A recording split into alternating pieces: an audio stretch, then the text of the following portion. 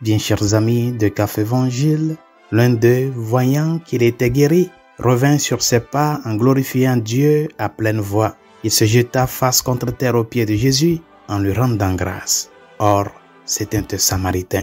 Telles sont les quelques paroles de l'évangile de ce 28e dimanche du temps ordinaire.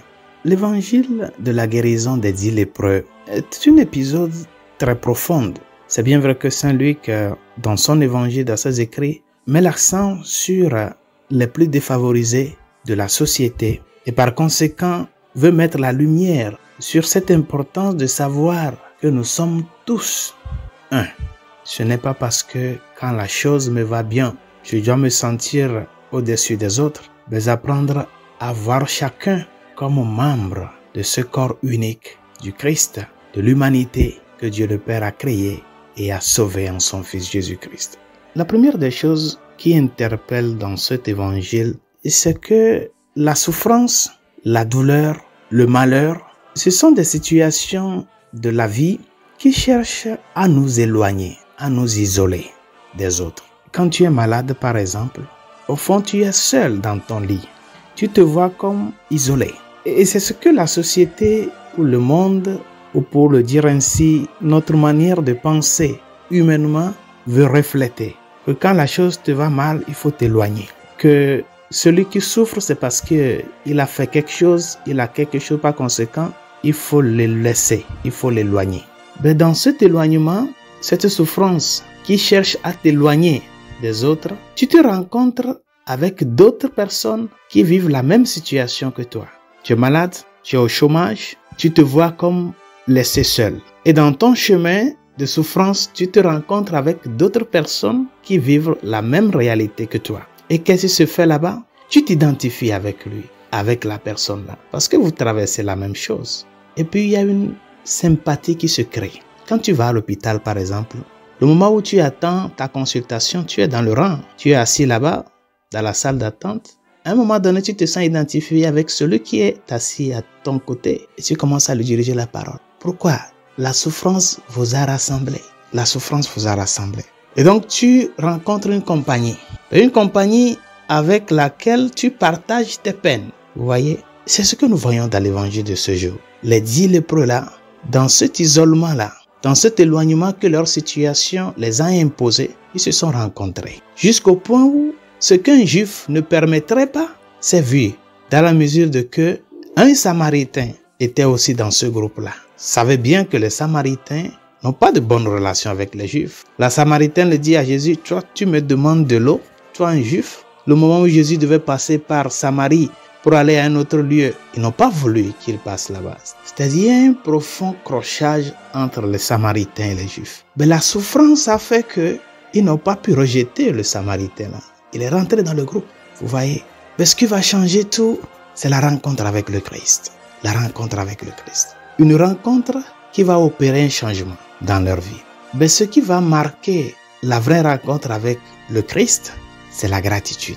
C'est ce que l'évangile de ce jour nous apporte. Ce Samaritain-là qui est revenu rendre grâce au Seigneur pour la conscience qu'il a eue de que quelque chose s'est opéré dans sa vie à travers le Christ. Ce Samaritain-là est l'unique qui a rencontré le Seigneur. Il est l'unique qui l'a rencontré. Les autres ont juste fait passer Dieu à travers leur vie. Ils n'ont pas permis de demeurer dans leur vie. J'ai toujours été impressionné quand, par exemple, un enfant qui va avec ses parents et quelqu'un lui fait un petit cadeau, les parents lui disent « Qu'est-ce qu'on dit ?» Et l'enfant répond « Merci ». S'il ne se rappelle pas, la maman lui dit « Il faut dire merci ». C'est un geste qui m'a toujours impressionné. Un geste qui nous montre que être reconnaissant n'est pas naturel. Alors, nous sommes égoïstes de nature. Il faut apprendre à être reconnaissant. C'est pour cela la maman, le papa le dit, faut dire merci. Chers amis, la gratitude, la reconnaissance nous relève de là où nous sommes tombés et nous met en chemin. C'est la première des choses que fait la gratitude. Celui qui est reconnaissant, c'est celui-là qui même là où il est tombé, il peut se relever parce qu'il a un cœur qui le prédispose à la grâce. Et cette grâce relève et te met en chemin. Avance, avance. La deuxième vertu de la gratitude, c'est qu'elle nous aide à être plus humbles et moins plaintifs. Il y a des gens qui passent toute leur vie à se plaindre. Rien ne va dans ma vie, Rien ne va dans la vie de ma famille.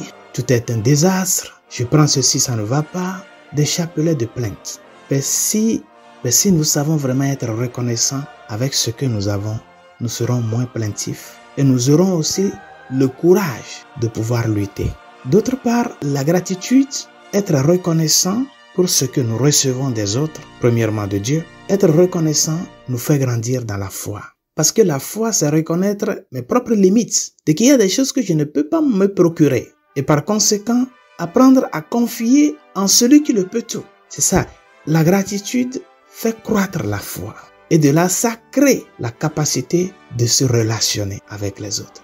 C'est la gratitude qui t'amène à croître dans la vie communautaire, dans la vie familiale. Combien de fois, par exemple, après la confession, tu as fait ce geste-là de rendre grâce à Dieu, de lui dire merci pour le pardon reçu. À part la pénitence que le prêtre te donne, parce que la pénitence, c'est un devoir. Mais à part la pénitence là, combien de fois tu as pris sur toi de réserver un petit temps pour dire merci au Seigneur pour le pardon reçu. Parce que des fois, nous faisons comme si nous avons droit à cela. C'est cette conscience-là d'exprimer ma reconnaissance au Seigneur qui va m'amener à aussi lutter dans les prochaines occasions. Combien de fois, après avoir reçu l'Eucharistie, tu as pris le temps de dire merci au Seigneur? Parce qu'il y a des gens qui reçoivent la communion et dans ce petit moment de recueillement, ce qu'ils font, c'est encore de demander à Dieu de leur faire telle chose. Seigneur, maintenant que tu es à moi, fais-moi ceci, fais-moi ceci. Mais ils n'arrivent pas à dire merci pour le même Dieu-là qu'ils ont déjà reçu et qui leur peut tout. Chers amis, c'est une grande leçon que le Samaritain nous donne en ce jour. Demandons au Seigneur de nous aider à chercher à grandir dans cet esprit-là de gratitude. Parce que c'est une thérapie pour l'âme d'être reconnaissant. Cela nous aide à grandir avec un esprit de confiance, d'humilité et de constante conversion. Que sa grâce nous y aide. Bonne journée. Dieu vous bénisse.